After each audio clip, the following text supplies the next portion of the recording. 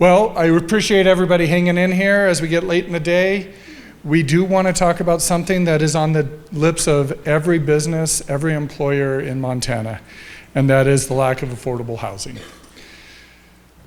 It continues to be one of the key things that shows up as to why people are limiting growth or struggling to staff. Montana experienced a growing inventory this past year. Home prices are down almost 3%. What can we expect in the upcoming year, and how will this impact our economy? For our final panel today, please welcome Daniel Cox, Government Affairs Director of the Montana Association of Realtors, Crystal Gilamatonia, I butchered it. I tried all day not to butcher it, the CEO of Aqua Creek Products, Executive Director of Big Sky Housing Trust, David O'Connor, and Mike Freeman, External Affairs and Government Policy Director of Berkshire Hathaway Energy, Montana. Well, we're here to discuss an issue that certainly is not a new one in the state of Montana. This is housing and property development has been an issue really for a while now. Certainly with the COVID pandemic, we saw a huge increase in prices in Montana. It's front and center for everybody in the state, and really happy to have the panelists here to help further explain, sort of some of the impacts they've been seeing on the ground, some of the new ideas they've been working on, and but we will jump right into this. So I don't know if you want to just maybe introduce yourself and talk a little bit about your role and your organization. Maybe we'll start with David. Thank you. Thank you for having me here today. I'm David O'Connor. I'm the Executive Director of the Big Sky Community Housing Trust. We're the only organization dedicated towards the housing crisis, located down in Big Sky, just south of Bozeman. I've been doing this since 2022. Prior to that, I've got a long history with Chambers of Commerce. I was president of our local chamber and on that board for about 20 years and was in the hospitality industry. I was the general manager and later owner of Buck's T4 in Big Sky, a hotel restaurant there. So I've kind of seen this problem from the employer standpoint. Way back at the beginning, I lived in employee housing. I've been a housing provider and now working on delivering housing programs and construction for Big Sky. So. Nice. I guess I'm up. Yeah. Everyone hear me okay? So it's Crystal Gilamatonia. He was so not close at all. Not close even a little bit. We worked on it. That's all right. So I'm CEO of Aqua Creek Products. We manufacture handicap access lifts for pools and spas, and everyone's eyes are probably glazing over going, what is that? So if you go to the pool, even here, and there's a mechanical device sitting next to it, it's about a 70% chance that that device has come out of Montana. So we ship all over the country and into 60 different nations. But the reason I'm here today is to talk a little bit about my workforce, but also, since I didn't make the manufacturing panel, we're talking about housing, and we have sort of by force gotten into real estate investing and property management. So I'm here to speak a little bit about that. And then my last sort of, I guess, shameless plug, which they didn't even know I was going to do. In my free time, in my wee hours of the night, I work with the Montana Women's Finance Cooperative. And if you don't know what that is, you should look it up, ladies and gentlemen, and really help entrepreneurship grow, particularly for women in the state. All right, I'll pass it on. Thank you. Thank you for having me. Daniel Cox here, representing the Montana Association of Realtors. I come from Oklahoma. I've been here for about a year and a half and have experience finding housing myself and had those issues as well. I've represented associations for about 10 years in Oklahoma and really enjoyed being here. Thank you. Great. No, this is it's going to be a great range of perspectives here, and I guess certainly to start for David and Crystal, certainly David, Big Sky, just incredible growth there, and I know in one of our prep discussions for this panel, you know, it was like, if you can solve the housing problem in Big Sky, you can probably solve it anywhere in the state. But maybe for just to kind of paint the picture here, could you tell us how housing prices are affecting your workforce and recruitment efforts, and sort of that day-to-day pressure that you see in your community? You know, I think, you know, we all know housing is an issue, but through your perspective, especially from Big Sky, I think you feel it pretty directly. I'd love to hear your perspective.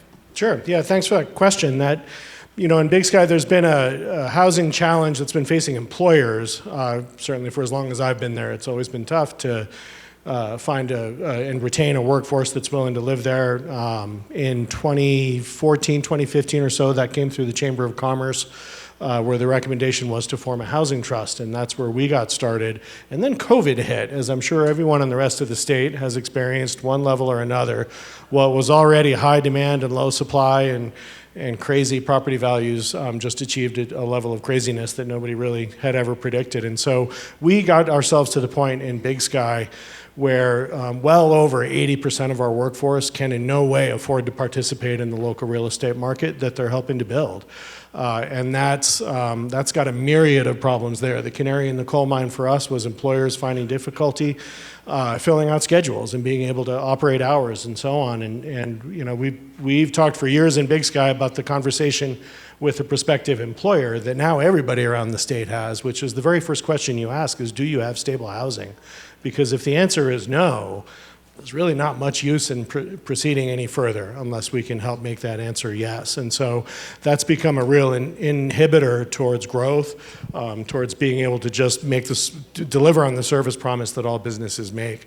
And so with that much of the workforce being unable to participate in that market, that's made some tremendous challenges for growth. Big Sky is in a kind of the third stage and maybe the last stage of very intense growth for the next 10 years as we approach build out. And it's just getting very difficult to be able to operate at all under those conditions.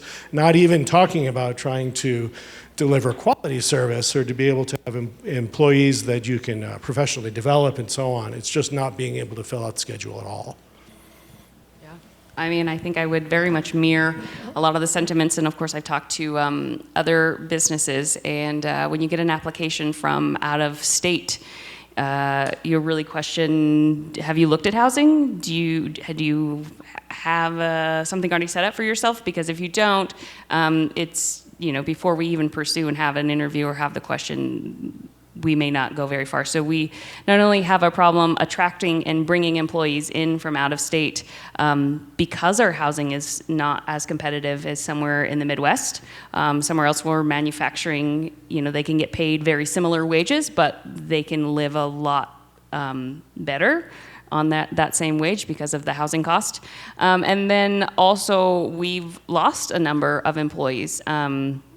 One person that comes to mind very distinctly, he had worked for me for 7 years, and his apartment was being renovated, so he was kicked out. And he applied for 6 different apartments, and he didn't get a single one.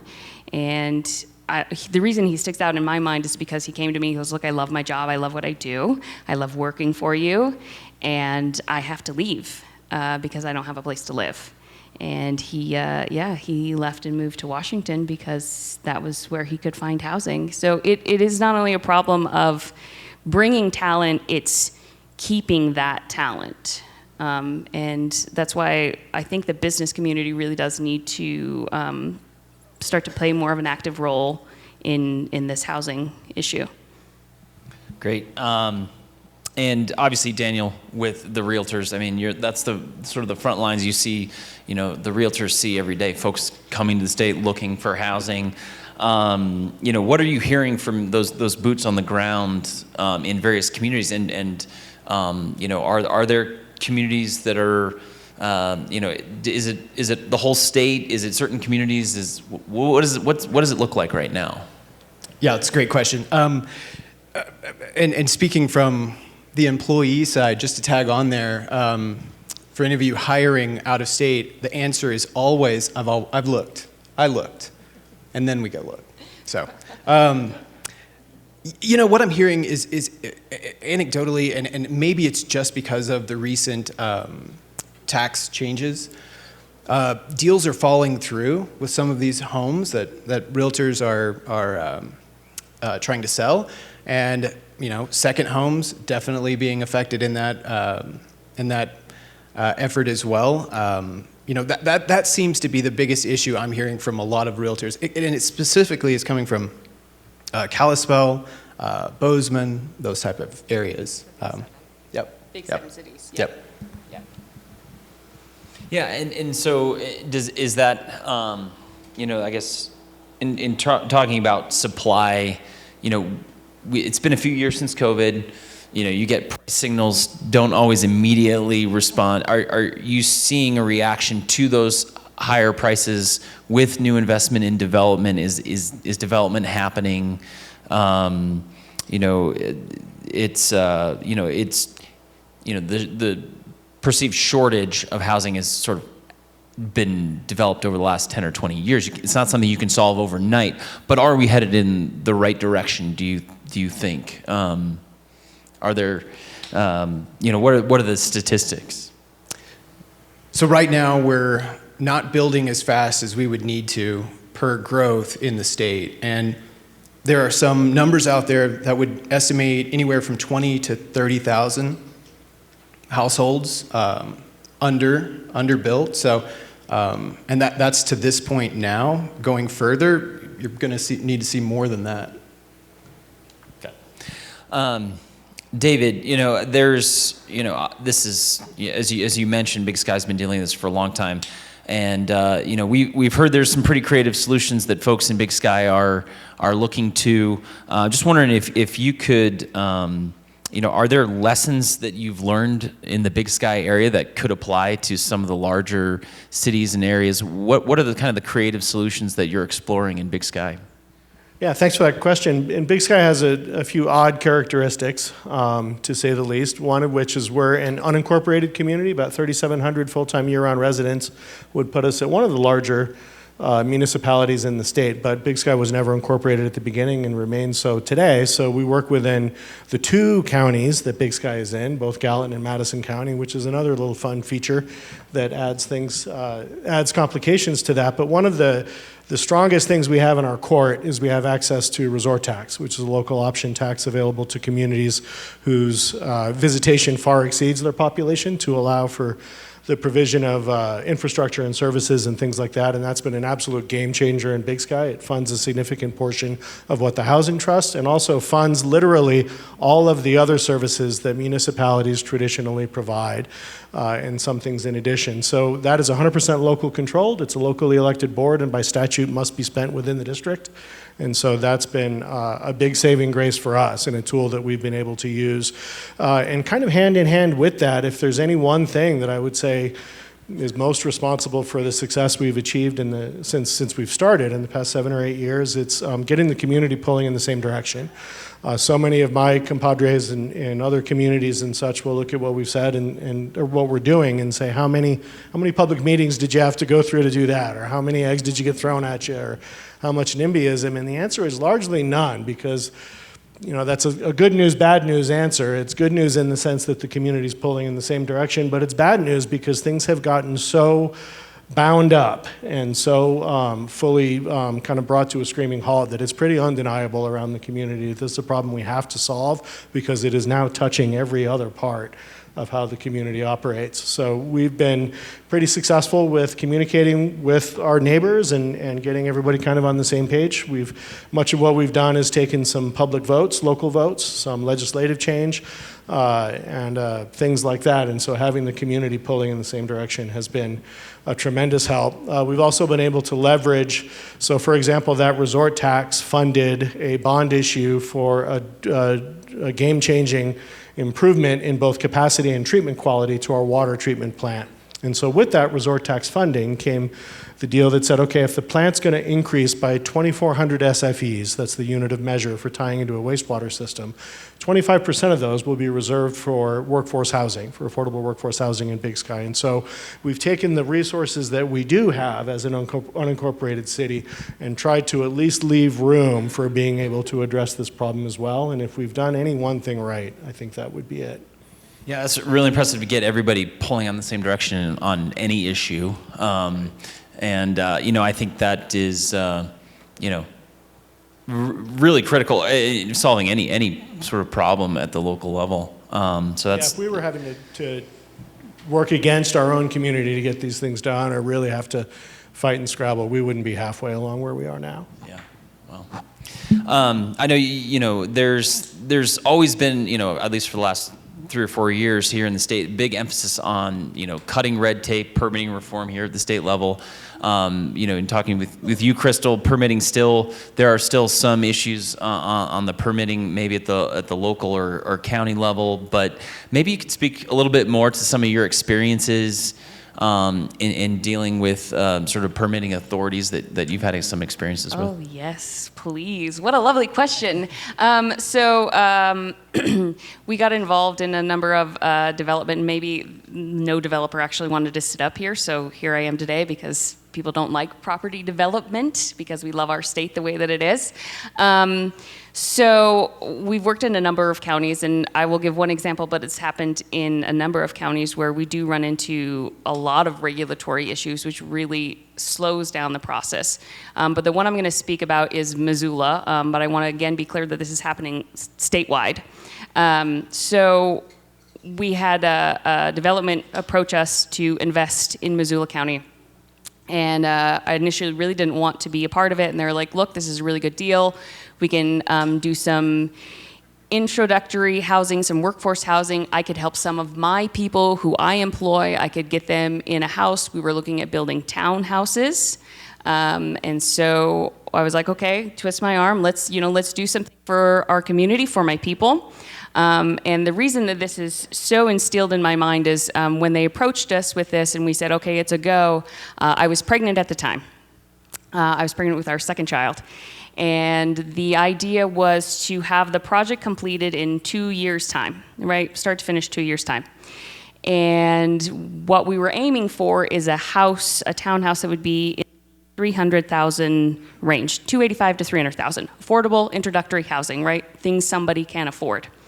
By the time we finished regulation, that was within the past year, the child I was pregnant with at that time turns 8 next month.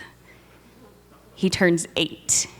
That is the level of time it took to get there. It's insane. And so that same exact house, we did not change drawings, we did not change specs. That same townhouse that was supposed to be that 300,000 mark, at this point, the lowest we can get it is 515.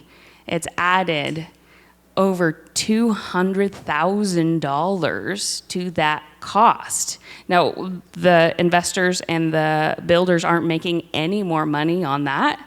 That property stayed the same, but that land was not free. There were property taxes, trigger word, that were having to be paid this whole time. The bank had to have their money this whole time. So if we want to talk about helping affordability, I think improving the regulatory process so that we have a continuous process improvement. That's something we do in manufacturing. If we can't get there, how do we get there faster, right? How do we produce something faster? If it's taking nearly 8 years to get a product done, we're always going to be behind the ball, and that's going to be 30,000 houses every year. So just one example, and again, there's many examples from a lot of different developers that I know and speak to, and other investors where this has been a problem. And if I don't, I'm going to have to step off my high horse in a second here. But it's really holding some of our public officials to a timeline, to a reasonable timeline, so that we can help really the general public get to have a house, really. All right, I'm off my spiel now. No, thank you. And you know, I think that that's certainly, you know, I would imagine there are many folks in this room that, you know, can identify in various industries with red tape and permitting reforms. But no, appreciate your context. And it really does take, you know, I think, you know, certainly the Chamber of Commerce is a great venue for, you know, you run into these problems that you do have. Where do you take them, and where can you provide them, and what do you actually do? You know, certainly, you know, I think a lot of folks in this room could you know, point out problems, but I think this is really an essential conversation to help develop, you know, identify the problem and develop solutions, actionable, you know, things we can take. But moving back to Daniel, you know, mentioned earlier, there's been a lot of policy changes here in the state. Governor Gianforte had a housing task force. There's a lot of legislative effort put into this housing issue. You know, the policies do take time to implement. So are we seeing changes, you know, at the local level? Are there still points of friction, you know, that could contribute to informing a continuing policy discussion? So being new to Montana and coming in and listening to all those task force meetings, and then looking at the legislation that's been passed in previous years, 2023, 2021, to me, it appears that this has been a real effort to help get fixed. There are probably 5 to 7 bills every year passed for exactly this type of stuff, exactly what you're talking about. Right, yeah. But you look at all those bills, this continues to be a major complaint from a lot of our realtor developers. You know, I filled out the application for whatever they're doing in development. They take it to the committee to get a vote on it, and it's not voted on. Or somebody drops off the Zoom because they don't want to vote on that particular project. How do you fix that? I mean, if I could just springboard, one of the things that our colleagues in the builder development world, if you tell me exactly what you want, I will build and make that project what you want. If you do that at the beginning, because they don't want to have to go back and jump through 10 different hoops, right? So if the regulations stay the same, if they're clear, if that expectation doesn't change along the way, and it's bound to if it takes 7 years, we'll do that at the beginning, because we'll save that time and we'll save that cost. So if the regulations are clear, if the committees can clearly vote on something, get the answers we need, find the people we need to give an answer the first time, that's what the developer will do. Like, they 100% will give you exactly what you want. You want 1,000 trees planted in this development? Great, I will put it in the plan in the beginning, but not when we're 2 years down the road. Yep. Sorry. No, I think this you know, touches on so many things that again crosses industries. Just, you know, whether it's you know, the regulatory response is a yes or a no, if it's just to be clear and with a timeline. You know, in other industries, certainly in the energy industry, a lot of the costs of permitting reform, that it doesn't come from compliance.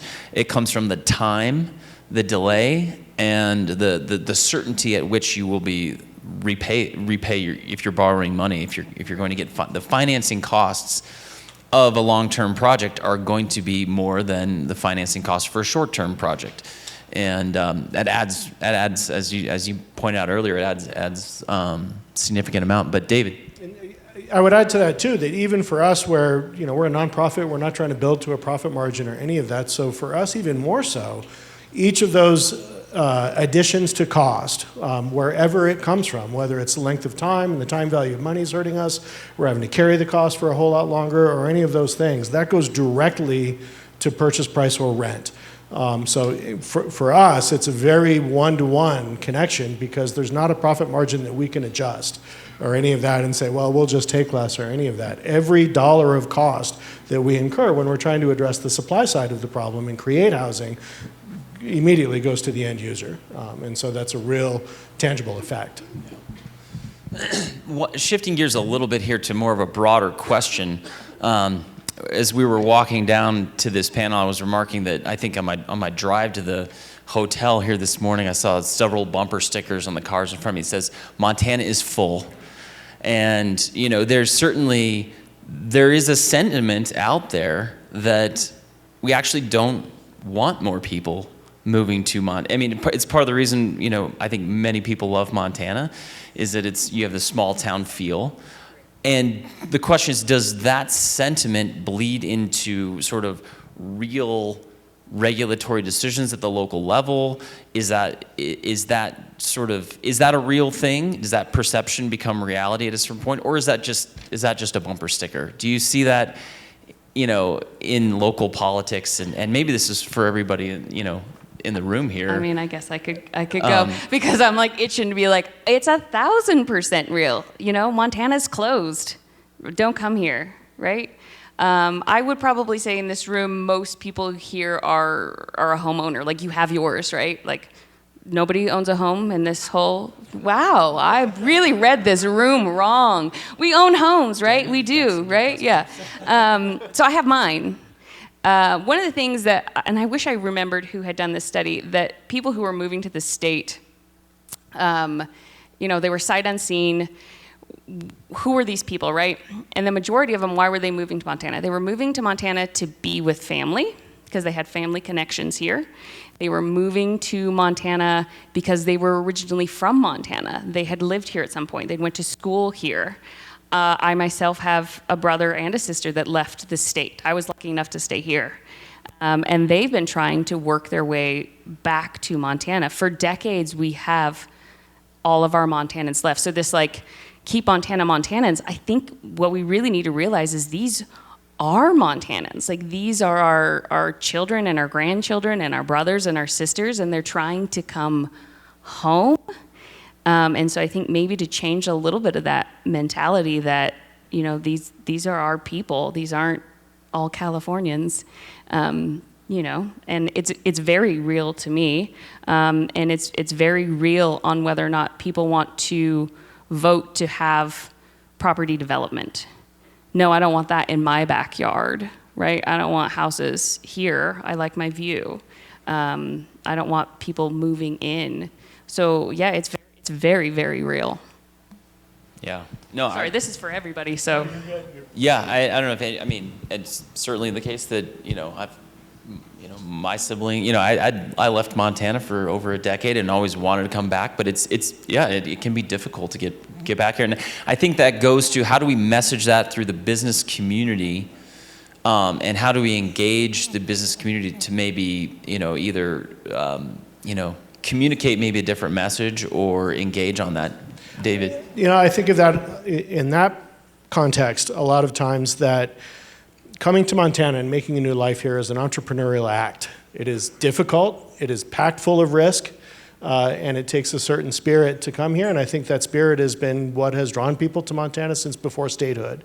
And so I hope, and I'm not born here, I've been here 35 years, so I can't even quite call myself first generation yet.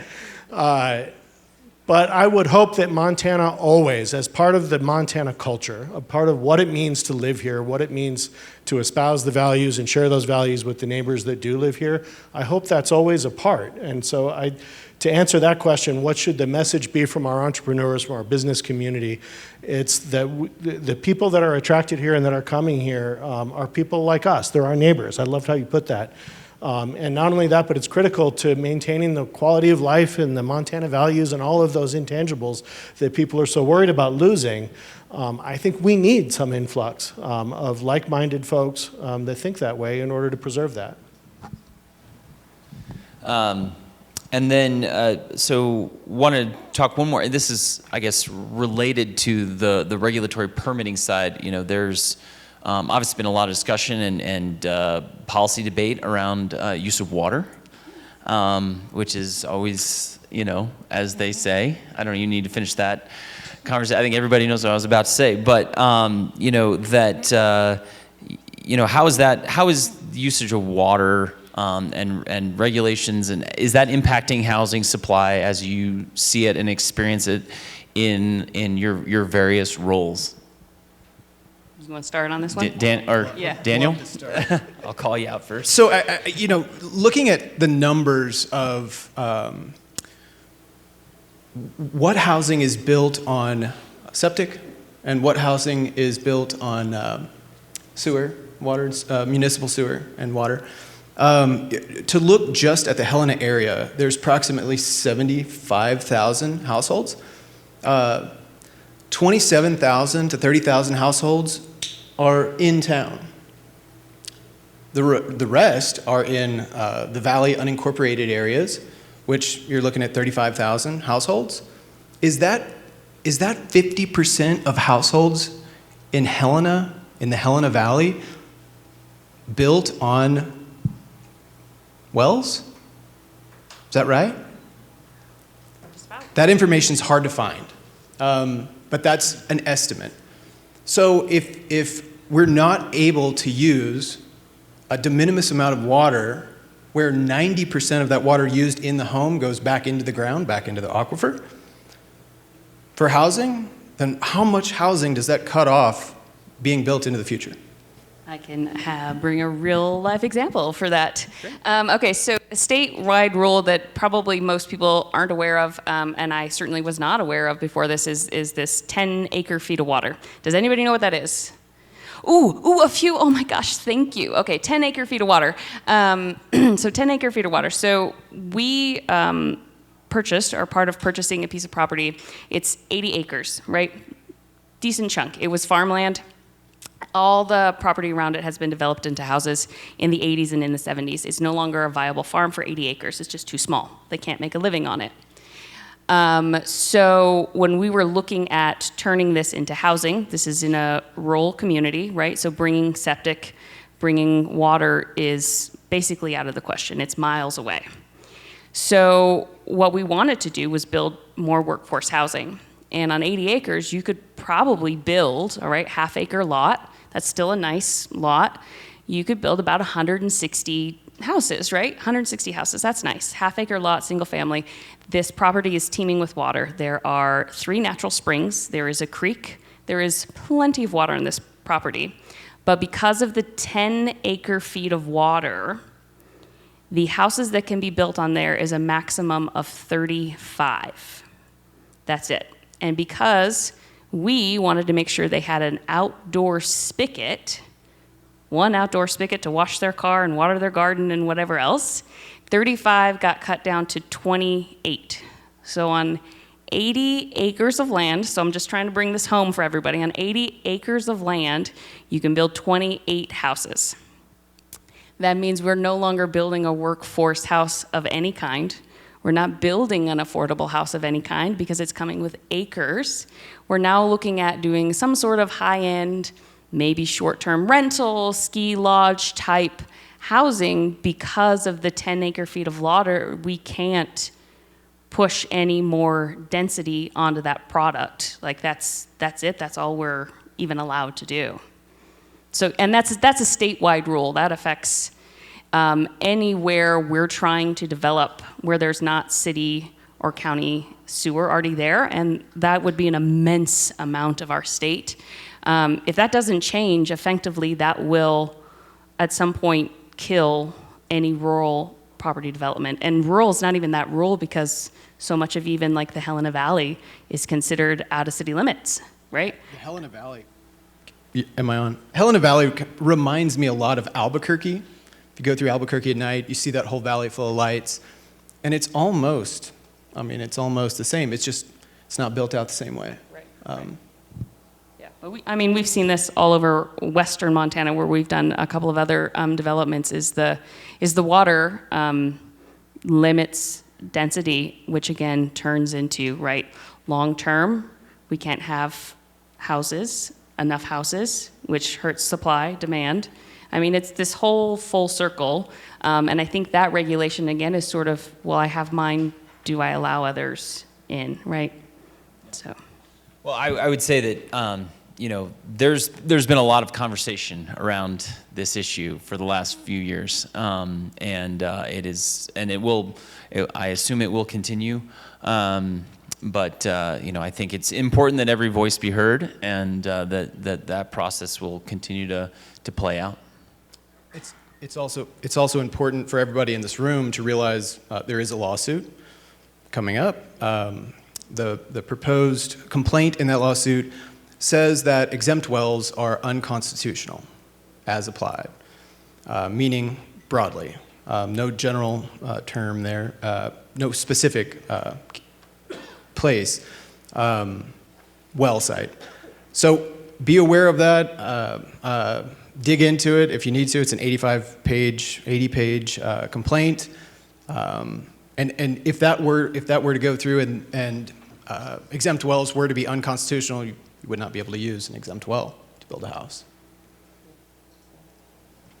Yeah, so it's a big issue, and I'm sure a lot of people will be following that issue and continuing to engage on it. And then I know we heard earlier today about you know, various changes in property taxes. Are you seeing impacts on the latest changes? You had mentioned, you know, second home sales maybe, but are you seeing any other impacts as yet? I know that has yet to be implemented, but Yeah, just one other comment on that. Sitting in the Department of Revenue meeting where they were setting rules, that meeting was full of probably 75, 80, 85-year-old folks, and they were very concerned about the tax increase on their business that they'd put money into, or their home that they'd bought in the 70s or early, 60s, 50s. So there is also concern for longtime residents that have been Montanans for a long time that now may be taxed out as well. So that was the other big one that I noticed. yeah. Well, we touched on water and tax and housing. I think those are about the three easiest issues we have to face in Montana these days. But really appreciate your time and your willingness to come up here and address these issues. I think these are issues that are not going to be solved overnight. Probably took a long, decades to get to where we are right now.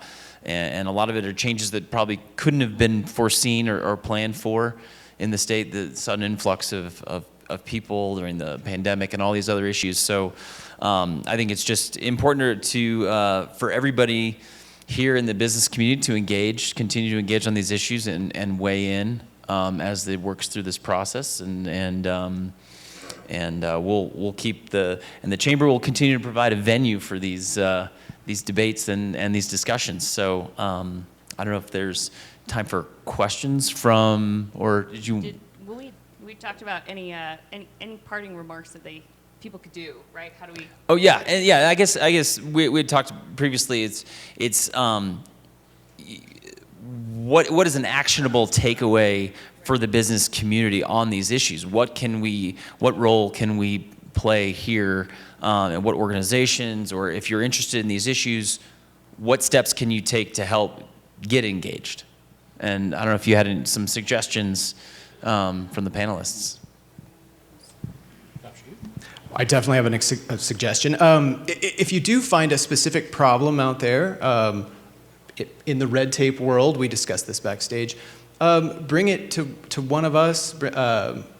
What I do with the realtors is work on policy, and if you have a good idea to help solve some issue, we'd love to listen to it and try to help on it. I think, first of all, we could talk ourselves blue in the face about housing, but how are we actually going to solve it? We're going to solve it by simple Econ 101 supply and demand. So if you've ever seen or gone to a meeting where they're talking about property development, it is a very hateful meeting, which is probably, again, why no property developer really wanted to sit up here, because they get a lot of hate. And it would be nice to have some encouraging voices. And I think business owners in the business community, if they want to look at getting more workforce housing, they need to be involved in more of those types of city board planning meetings. And it does start at a local level, it really does, but it does expand all the way to the top of the state. So, yeah. And I think for us, in Big Sky, because of the unique way that we're set up, it's really an existential question for us. We don't have a city government. We don't have, we are overseen by a county that has a lot on its mind. So we are operated by several special districts and nonprofits. So at any given time, we need to be able to run our community with largely volunteers and folks that have a day job. We need to be able to produce 200 to 300 leaders at any given point that can run the Housing Trust, the Chamber of Commerce, that can be on the Resort Tax Board, the school board, all of those things that a municipality would provide. We're doing that from within the community. And so it's critical that we have to be able to have those folks that are filling those roles live within the community.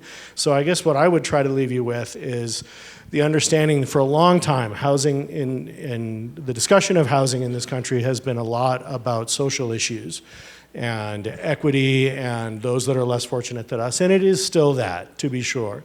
But what housing is manifesting right now in Montana is very much an economic development issue.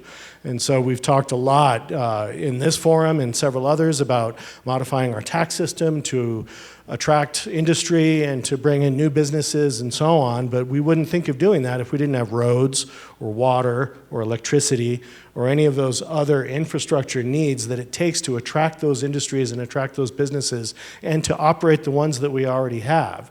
And so at this stage of the game, the math is such that housing is really an infrastructure issue, which makes it very much an economic development inhibitor. If we don't figure this out, this isn't a matter of just doing the right things for those less fortunate. This is a matter of bringing our economy statewide to a screaming halt. And so that's what I would try to leave you with, that rosy thought. Yeah. Hi, Leslie Feigl, Livingston Area Chamber of Commerce. I've been working with HRDC and helped create the Housing Action Plan for Park County and Livingston, Montana, and probably about 5 years now. And we've moved forward with quite a few things and really do pull all the community together.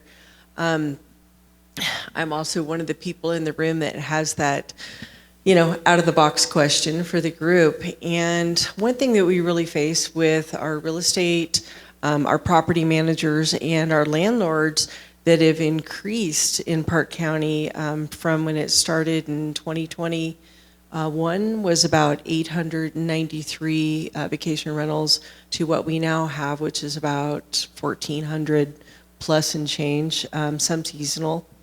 And that is because housing in our community has become a black market. And I'm the one that uses that word, and some people really don't like that. But I'm just curious if you face that in your communities. And what I mean by the black market is that if you have a rental, we were faced with, basically our governor of the state at the time coming out of COVID was the first governor in the United States that said, no more, if you're getting that money, you're going to start paying your rent or you're going to have to move out of your home. We estimated just over $1 million in Park County alone on property rentals that were damaged or destroyed. I have a friend that just had another one. She paid over $41,000 in repairs just a couple of weeks ago. She is taking this one to court, and we don't have protections in the courts for property managers, landlords, and so on. So there's this thing that we're kind of stuck in, and if somebody does have a rental without the protections that they would, right? It's a black market. They'll call me. I'm sitting on a couple of rentals right now in Park County. I help them find the perfect people, usually the fire department, police department, teachers, people that are vetted. I'm just curious if you face that in your communities, because, we're kind of finding a way to work it in Livingston and Park County, but I'm curious about other communities. Can I go? So one of the other things we do is we have about 85 doors in the rental community. You would know that's, because some of them are multifamily. So 85 doors. I would say that it's a risk to be any sort of property owner. It's a risk to be a property developer, but it's also a risk to own a business. I mean, it's the level of risk you're willing to take, right? If I were to go back pre-COVID on some of these developments we've done and the properties that we own, I would not go back and take that risk again, knowing what I know now, like sitting where I sit here. So to answer the question very explicitly, yeah, risk is a big deal. And it's, if it's just me, right, and I don't do a ton, I can't be the only one that goes, that's too risky for me and my dollars. I'm not gonna do that here in Montana again, and particularly in, the counties that we were working in. Yeah, I think I would echo that. That's a problem that every community faces. That's part of the kind of human nature part. I don't get the impression that Montana has a worse problem with that than other communities. I think that's an equal opportunity problem, so to speak, around there. We try to do a lot of the same things that you've described that you do in Livingston and offer services to both landlords and tenants, both for placement. We will do background checks. But what we do a lot of is kind of education. There's a lot of landlord-tenant law on both sides that is violated out of ignorance. A landlord thinks they can do this with a lease, a tenant thinks they have this right and they don't. And we're not a legal services organization by any means, but we can help provide some friendly pointers to how to make this relationship productive on both sides and try to offer that service where we can. But Great. I don't know where Charles went. I don't know if there's any other questions. Okay. Well, I guess we are the only thing in between you all and the lawmaker reception. And so if we could give a round of applause for our panelists here. Thank you.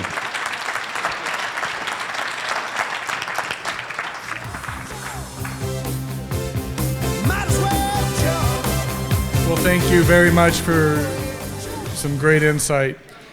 As they said, there's one thing left today, and that is the lawmakers' reception across the hall. And we're pleased to announce that the governor will be joining us here in the next couple of minutes over there. We want to say thank you to Navajo Transitional Energy for sponsoring that reception. There is no formal program tonight, only a reminder that we do get started early tomorrow morning at 7:30 with our lawmaker leadership, legislative leadership group. So thank you all for the attention today.